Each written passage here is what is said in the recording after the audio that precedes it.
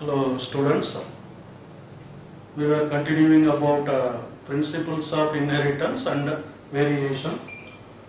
Today's class is lecture number 14. In the previous class, I was telling you about linkage and recombination. You may recall linkage and recombination. Some points, key points we have learnt in the previous class. What does that mean, sir? The strength of the linkage. Strength of linkage is directly proportional to. Otherwise, the strength of linkage is, inversely proportional to number of recombinants. Remember, more the strength of linkage, there will be less the number of recombinants. What is meant by more the strength? If strength is more, strength of linkage is more, means number of recombinants will be less. So they are inversely proportional, we can say. Whereas number of recombinants will be directly proportional to distance between the genes. So distance between the genes will be directly proportional to number of recombinants. If the distance is more, number of recombinants will also be more. So this is the most important point we have to remember with reference to linkage genes. One more thing I told you here is linked genes do not obey Mendelian principle. They do not obey independent assortment.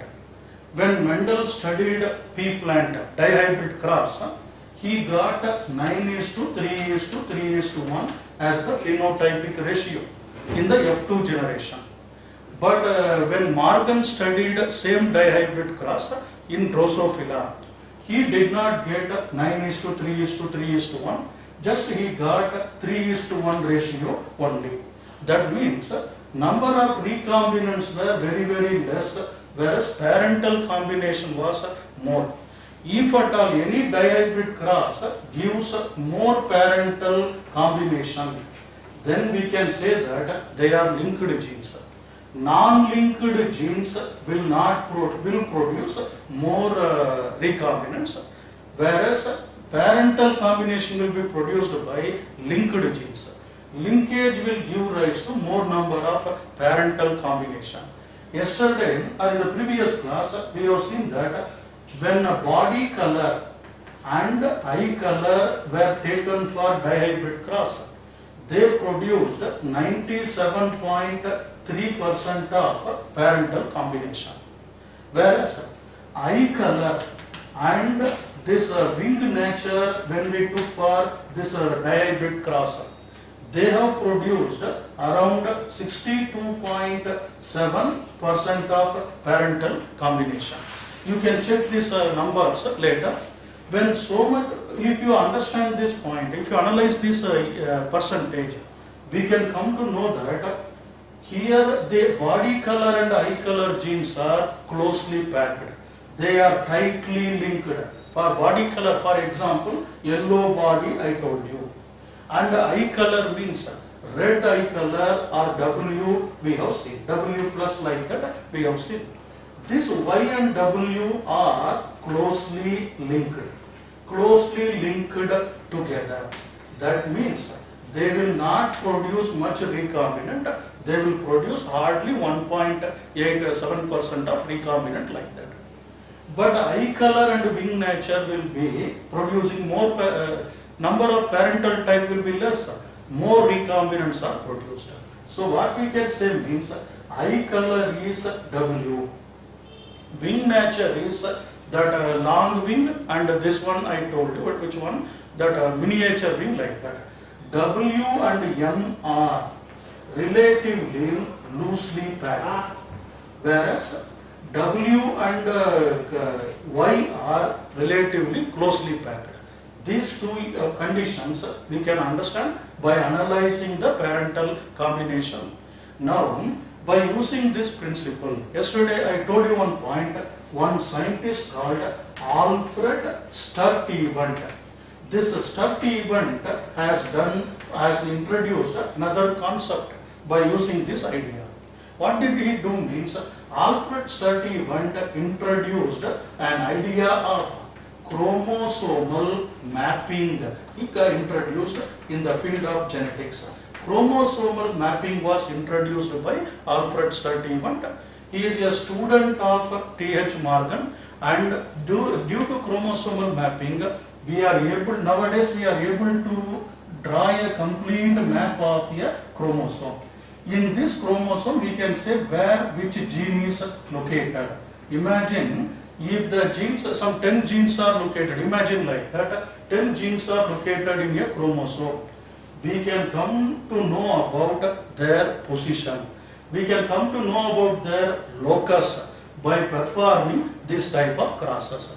Depending upon the number of recombinant, frequency of recombinant, we can say which gene is located. This phenomenon is called chromosomal mapping, and this concept was introduced by Alfred Sturtevant. There is a question in the NEET exam and many times in competitive exam, there is a question based on linkage also. Why Mendel missed linkage? Why he got 9331 only in all the dihybrid crosses? Why he could not come across more parental, less recombinant like that? There is a question in that way. Mendel was fortunate enough that all the characters he studied were located on different chromosomes. Please listen, there were 7 characters I told you. Most of them were located on different chromosomes only. For example, if you take a shape of the seed and the color of the seed, one chromosome will have capital R, means another, of course, maternal chromosome like that, it will have small r. Why is color, if you take, means yellow color and green color like that. Yellow color gene is not located here. If at all it is located in the same chromosome, he also could not have attained 9331. There will be more linkage, there will be more parental combination. But fortunately, whatever Mendel studied, those characters were located on different chromosomes. That is the advantage. When they are located on different chromosomes, they are non-linked. When they are non-linked, they will produce a 9331 ratio. That is the point we have to understand. Linkage and recombination are some of the important ideas which will change the ratio. They will not obey the conventional Mendelian principle. They will start producing different ratios. For that, you must remember, one chromosome may contain many genes. A chromosome need not have one gene only. There will be many genes located on the chromosome. Those genes are together called as linked gene, that they will have a tendency to get inherited together. That inheriting together is called linkage, and what is that? Linkage group, we can say. So every organism has got haploid number of linkage groups. That also we must know here. So this is regarding linkage and recombination. Let me introduce some other new concept related to Mendelian principle. Make note of these important things. Strength of linkage is inversely proportional to number of recombinant. If more number of recombinant means less strength of linkage. Strength of linkage or distance between the gene is number of directly proportional to number of recombinants. Then same thing you can compare also. This strength of linkage and distance between the gene, they are inversely proportional. More the distance, less the strength. Less the distance, more the this one. What is that? Strength we can say, distance we can say. So distance is inversely proportional to strength. More the strength, more the distance, less the strength. Less the distance, more the strength. That is another point you can understand these ideas. Please make note of this linkage and recombination. Let me continue about pleiotropism and polygenic inheritance. Okay.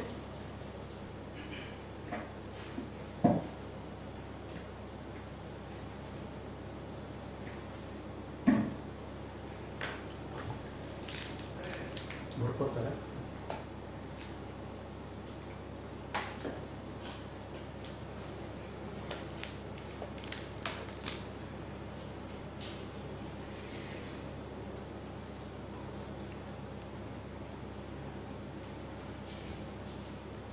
Students, you might have written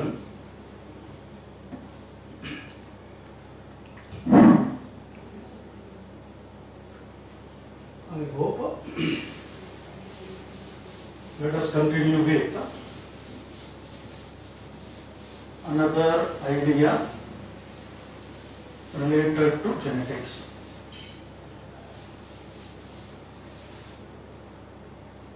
In this class, let me introduce one more concept called polygenic inheritance. Polygenic inheritance. There is one more phenomenon you have to learn here. What is meant by polygenic inheritance? Remember, when Mendel studied pea plant, he studied about discrete units or discrete characters only. All the genes he studied, all the factors he studied, they were resembling or they were controlling the discrete characters. Discrete means they were discontinuous, there was no continuous variation. That means they are discontinuous characters we can say. So, Mendel studied discrete characters and discontinuous characters. For example, when he studied about capital T, it always gave tallness only. When he studied about small t, it always gave dwarfness only. There was no intermediary character, there was no middle point or other things there. They were completely distinct. They were completely discrete in their character. They were like that. But later come other scientists. There was one more scientist called Kohlreuter, you have to remember. This Kohlreuter, he studied about polygenic inheritance also.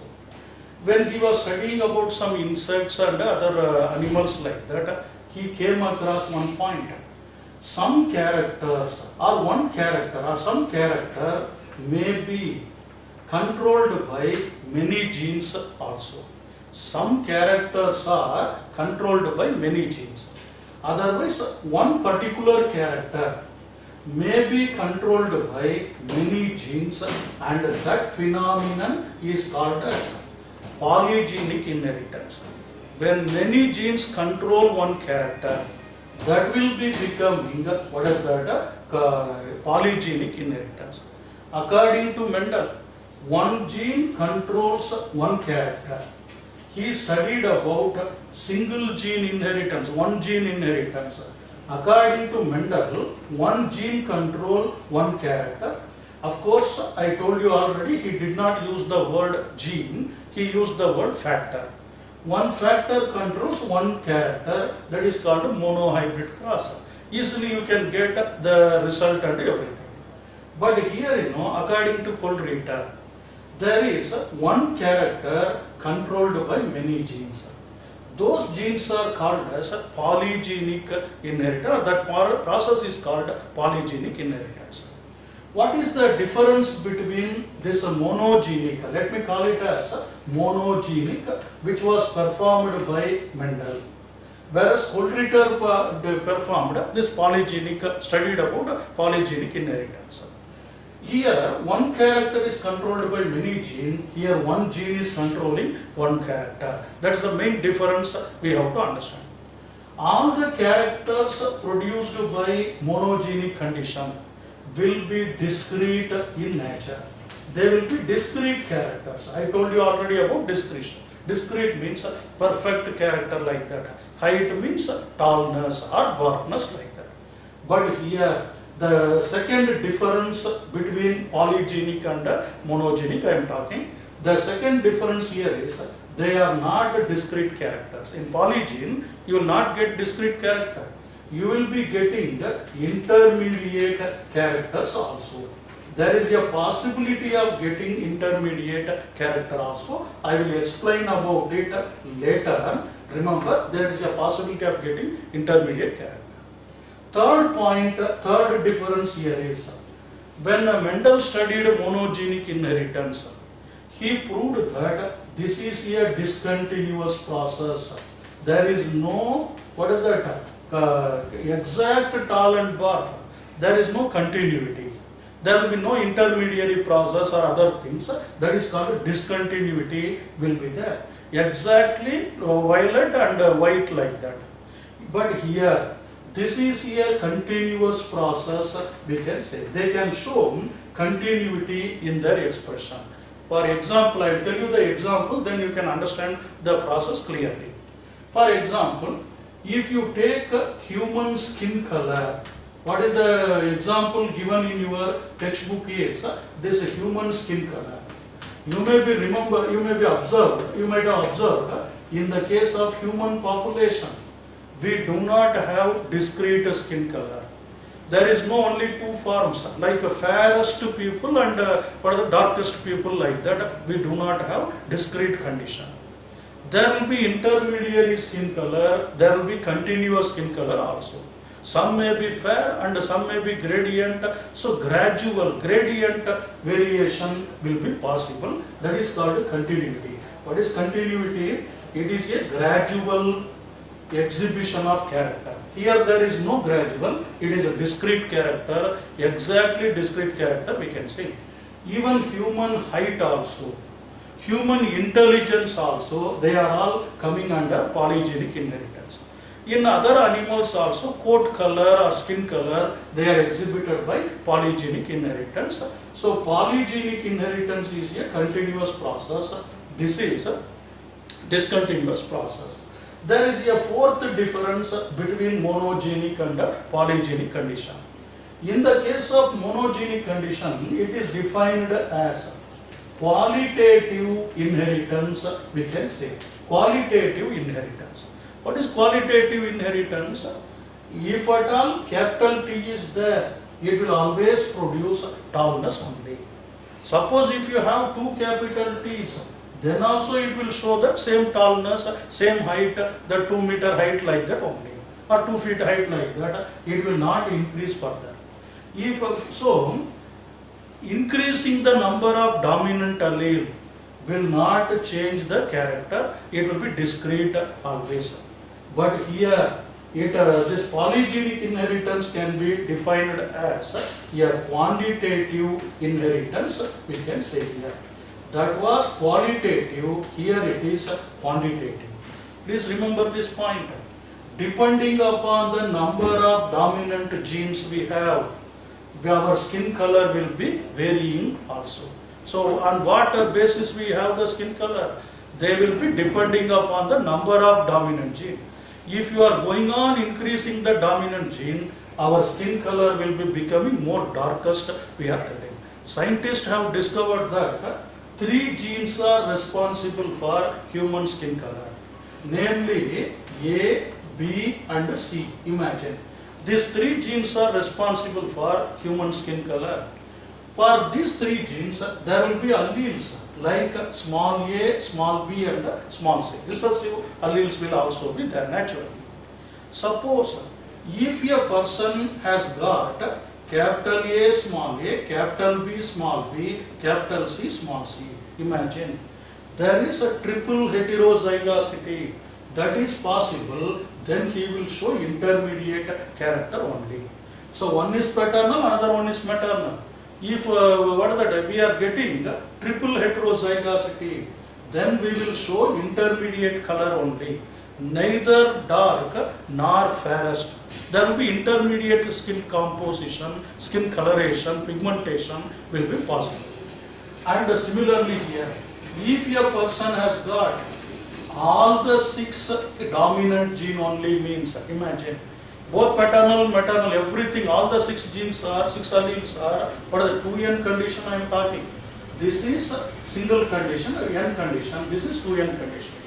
If a diploid organism or a human has got 6 dominant allele means he will be the darkest person, dark skin color will be there. Imagine, if at all a person has got completely recessive allele means paternal also recessive, maternal also recessive, then he will become fairest person, otherwise white color he will become. So albinos, we are, of course albino is a different inheritance, just like what is that fairest color, skin color will be produced.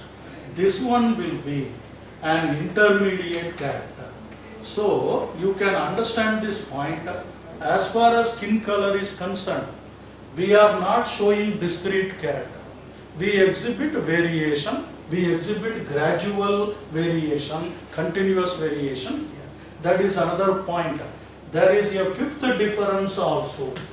In monogenic inheritance, generally environment does not play any influence. There is no environmental influence. A capital T will be producing tallness only in every country, every geographical situation. But in the case of what is that human skin color and polygenic inheritance, it was proved that even environment can influence this condition. A person having capital A, capital B like that need not be darker, need not exhibit same darkness intensity in every place. If at all he is in high altitude or some cold places means he may show some gradation or some coloration also, different gradual color, gradient color he will show. That is due to environmental influence. Human intelligence also is controlled by environmental influence plus genetic condition also. So what do we understand here means polygenic inheritance is influenced by environment. Monogenic inheritance need not be influenced by environment. These are the 5 important differences between polygenic and which one? Monogenic inheritance. Which were monogenic inheritance was reported by Mendel, father of genetics. He told that one factor could control one character. And he told that these characters are discrete in nature and they will be discontinuous also. They are qualitative inheritance. What is qualitative? Just a number of increase in the dominant allele will not increase the character. It will be capital T, one capital T or two capital T, both will produce tallness only. Here it is not like that. Depending upon the number of dominant allele, color gradient will be observed. So all the 6 genes are dominant means he will be the darkest person. All the 6 genes are recessive means he will be the fairest person, we can say. So remember, these are the differences between monogenic inheritance and polygenic inheritance. Kohlreuter is the name of the scientist who reported about polygenic inheritance also. Even if you take height of human beings, we are introverted that this height of human population or human beings also is a type of polygenic character. That's why we are not showing discrete height in our body. Pea plant may exhibit discrete condition. Human population does not increase discrete nature. We are not either 6 feet or 3 feet like that. There will be gradual condition. This is possible due to our polygene condition as well as influenced by environment. So environment, our food and our nutritive conditions, they can also play some role in altering the height, in altering the skin color, and the educational background and our relatives, friends and all, they can control our intelligence also. Depending on our experience and everything, intelligence will also vary. The skin color, height, intelligence of human population is mainly due to polygenic inheritance. Of course, Mendel was not able to tell about polygenic condition, but later Kohlreuter came across polygenic inheritance also. Make note of this point. Let me continue with pleiotropism. One more idea, one more concept we are going to learn here, pleiotropism. Please try me.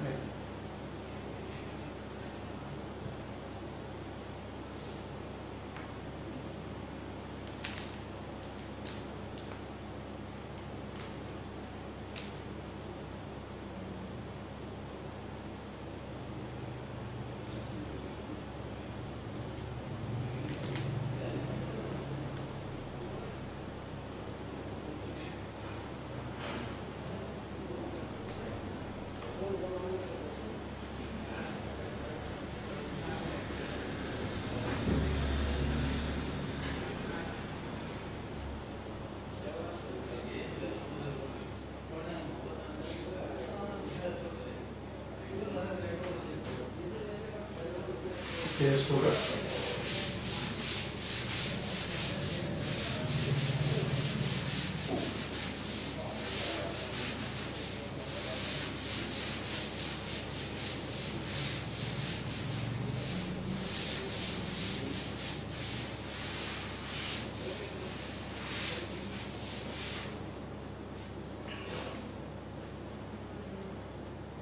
There is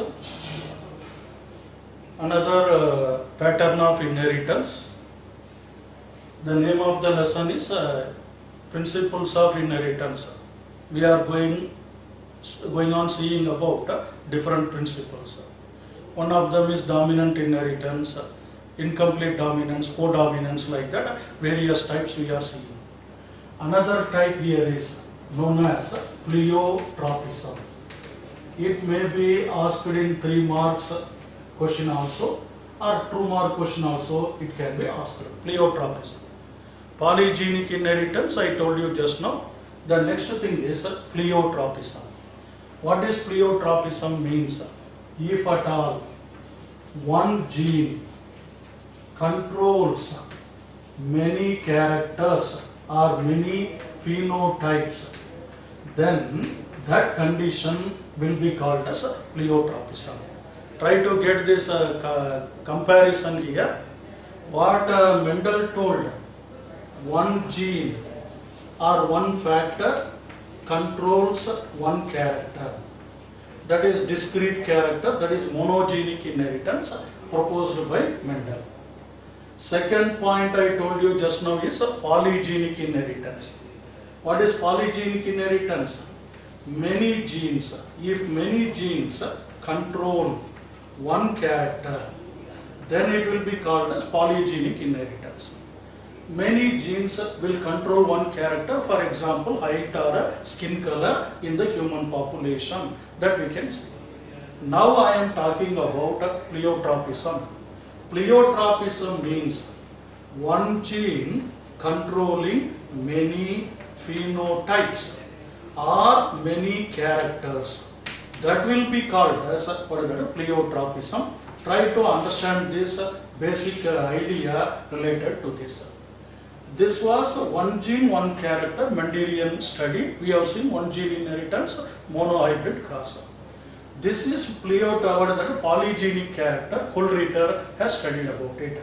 Now one gene controlling many phenotypes we are going to discuss. For example, how it is happening, how one gene can control many phenotypes. Usually this type of pleiotropism will be observed through our metabolic pathways only. In some of the metabolic pathways, we come across this type of pleiotropism, this type of controlling many phenotypes. What is that metabolic pathway? Please listen. There are many biochemical events happening in our body. Thousands of biochemical reactions are going on, taking place in our body. During those biochemical reactions, imagine a substrate will be converted into a product finally. It may be one amino acid getting converted into another amino acid. It may be a polysaccharide converted into monosaccharide. It may be a protein becoming a monopeptide, something like that. Here, substrate is becoming a product finally. But this substrate does not become product directly in one step. Within one step it is not becoming a product. There will be many intermediary products happening during this process. For example, one substrate will become product number, intermediary product number 1. Let me put it as IP, intermediary product. Then it will become intermediary product 2. Third one it will become intermediary product 3. Finally it will become the final product. Do you get my point? Any metabolic reaction need not be completed within one step. There will be many intermediary steps happening in that metabolic pathway. Remember, for every intermediary step, you need one enzyme actually. Let me write it here. Imagine enzyme number 1 controls this first step. Enzyme number 2 controls this second step. Enzyme number 3 controls the third step. Finally, we get the product. So, for each step, there will be a biocatalyst called enzymes. So, E1 will produce IP1, E2 will produce IP2, and E3 will produce IP3. Now, let me come to another point. Enzymes are nothing but what? Proteins. Those enzymes are also, or they are produced by genes actually. The genes are there, they will express themselves through the enzyme production. So for producing enzyme 1, let us imagine we have a gene called G1. For producing enzyme 2, we have a gene called G2. And enzyme 3 is produced by the expression of gene 3. Let us imagine like that. So 3 genes are responsible for converting this particular substrate into a product. Now listen carefully. Among the 3 genes, if at all this G2 undergoes mutation, if it becomes non-functional, what will happen? G1 will be functioning, enzyme 1 will be produced, substrate will become IP1, intermediary product 1 it will become. But it cannot be converted into IP2 because there is no functional G2. G2 has undergone, gene 2 number 2 has undergone some mutation. It has become non-functional. So no enzyme number 2, no enzyme number 2 means no IP2.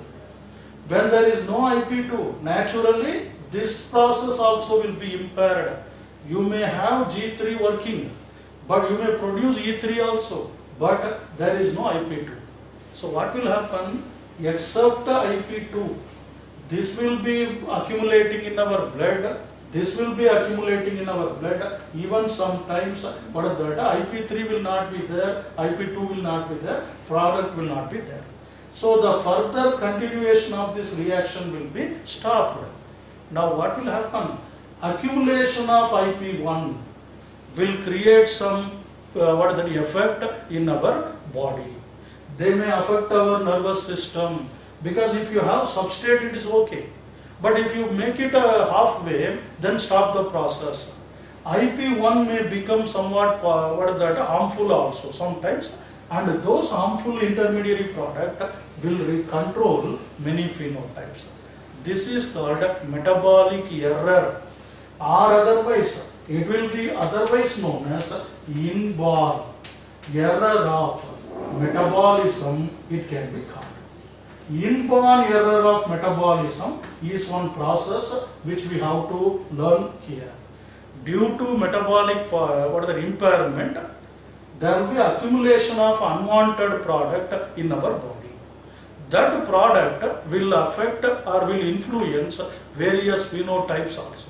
Who is responsible for that? G2. Because of non-working of G2, there will be different happenings occurring in our body. There will be different phenotypical changes happening in our body. So one gene controls many phenotype means it is called pleiotropism. So what is the example for pleiotropism means? One important inborn error of metabolism is called phenylketonuria reactivity. Okay, phenylketonuria. Very important example for inborn error of metabolism, that is phenylketonuria. This phenylketonuria was first reported by a scientist called Fowler, remember. So here Mendel, here Kohlreuter, here Fowler, you may be remembering. This phenylketonuria is an example for pleiotropism or inborn error of metabolism. Listen carefully. What is phenylketonuria means? In our body, whenever we consume the food, that food will be containing one amino acid called phenylalanine. Phenylalanine is a type of amino acid which we take through our food or nutrition. That phenylalanine will be finally converted into another amino acid called tyrosine in our body. Imagine just like this. Substrate is becoming product. So phenylalanine can become tyrosine. For that, you need some intermediary steps. Those steps are controlled by intermediary genes also. So each step is controlled by one enzyme. That enzyme in turn is controlled by a gene here. Now, phenylalanine has to become tyrosine. Where this reaction happens, where this pathway takes place means in the liver of our body. In our liver, we convert phenylalanine into tyrosine. How we are converting, and one of the enzymes involved here in this process is, for converting phenylalanine into tyrosine, you need several enzymes, I told you. One of the enzymes is called as phenylhydroxyalanine, it can be called. Phenylhydroxylase, phenylhydroxylase or phenylalanine hydroxylase is the enzyme. Phenylalanine hydroxylase is the enzyme. That enzyme becomes less in our body means we will be unable to convert phenylalanine into tyrosine.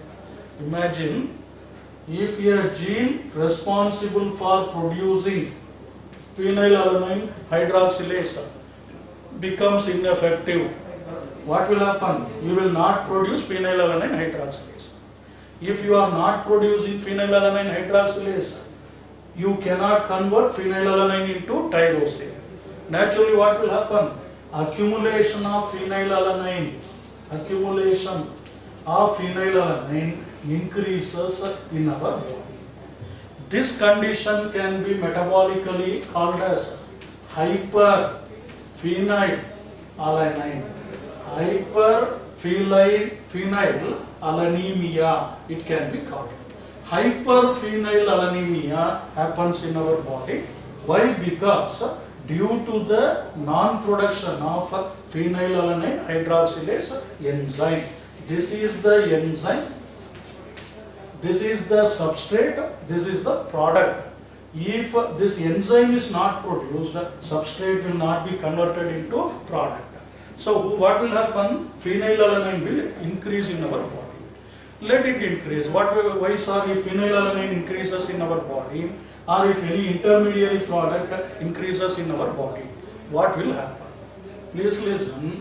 We will suffer due to mental retardation. Our nervous system will be affected due to accumulation, increase in the phenylalanine. That is called mental retardation. We will suffer due to edema also.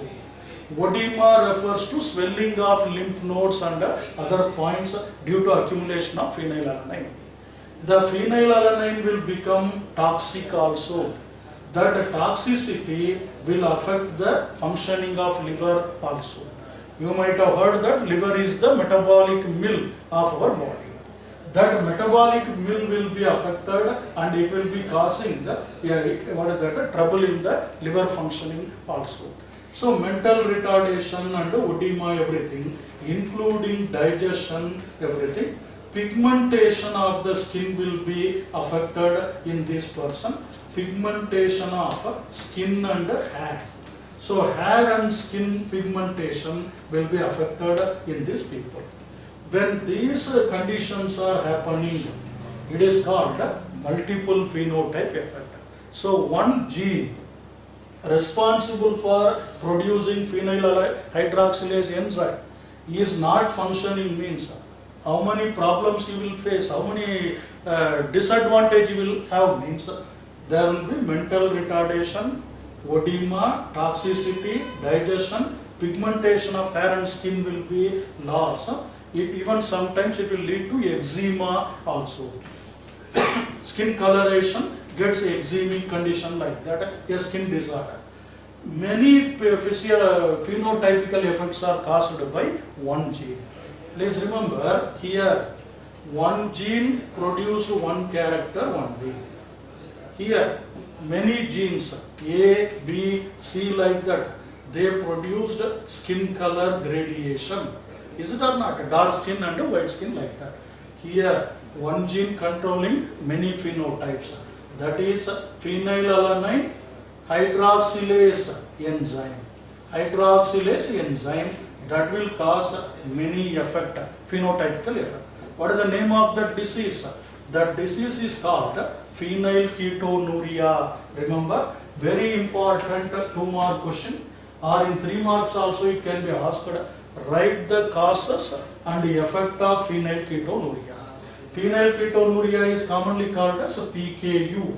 PKU was reported by Fowler, remember, and this is PKU or phenylketonuria, where this gene is located. It is caused by an autosomal recessive gene. Autosomal recessive gene present in the chromosome number 12, remember.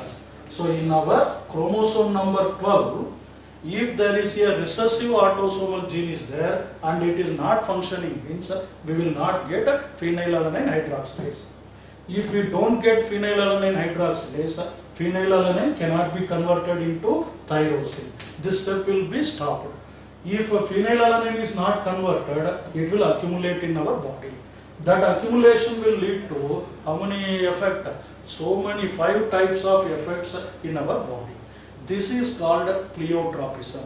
One gene controlling many phenotypes, phenotypical expressions are altered here. Just because of one gene, one enzyme, we can say here. This is pleiotropism. So students, in today's class, I told you about 2 important conditions, namely polygenic inheritance. Another one is pleiotropism. Even I told you some point, very important point related to linkage and recombination also. Please make note of this. Later we will continue in the next class.